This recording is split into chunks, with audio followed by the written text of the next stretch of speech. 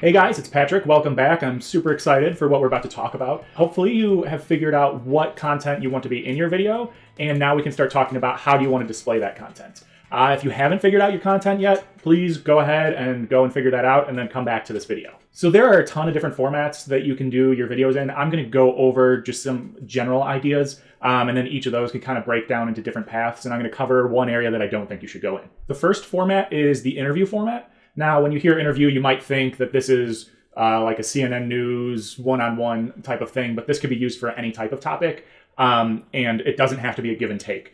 For example, Apple videos, you see the classic guy sitting in front of the white screen, and he's talking about the product that is about to come out. That is an interview style video. They're looking right off of camera, and they're talking to somebody. Most likely, that person is actually asking them questions. And the reason why I like this format so much is instead of trying to memorize a bunch of stuff, you have the knowledge base, and then you have other people giving you prompts in the form of a question. So by answering all those questions, you then have all of the content that you need for the video. This is a great format. It feels very natural. And this is the best format, I think, to use for somebody who doesn't want to sit in front of the camera.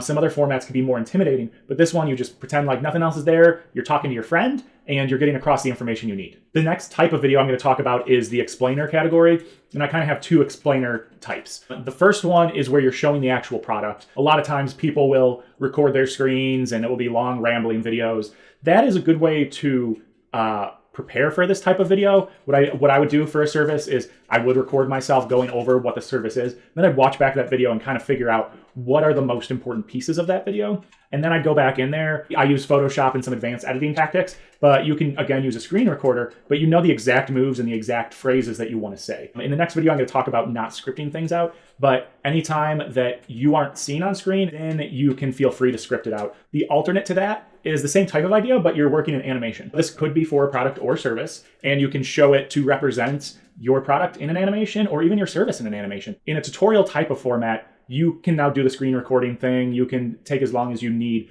to best show somebody how to actually use all the specific parts of the tool.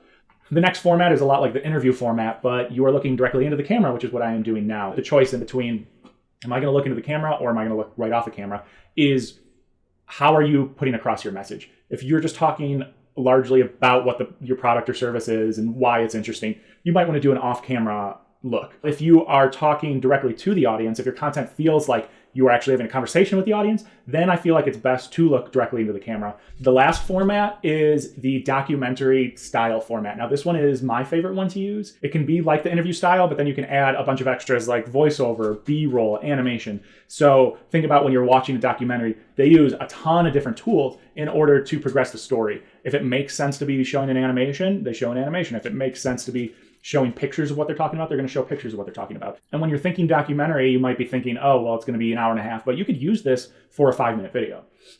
It basically is the interview style, but on steroids. Just like the documentary format, how it encompasses a lot of different types of the formats that I'm talking about, any of these can be played together. So say you are doing a tutorial where you're showing your screen and you're showing a mouse going around the screen. Maybe it makes sense to do an interview style thrown in there or an animation to show how part of it works. One type of format that I would stay away from, and I'll get into more of this tomorrow, is your standard commercial type of format where it's more of scripted acting, that type of thing.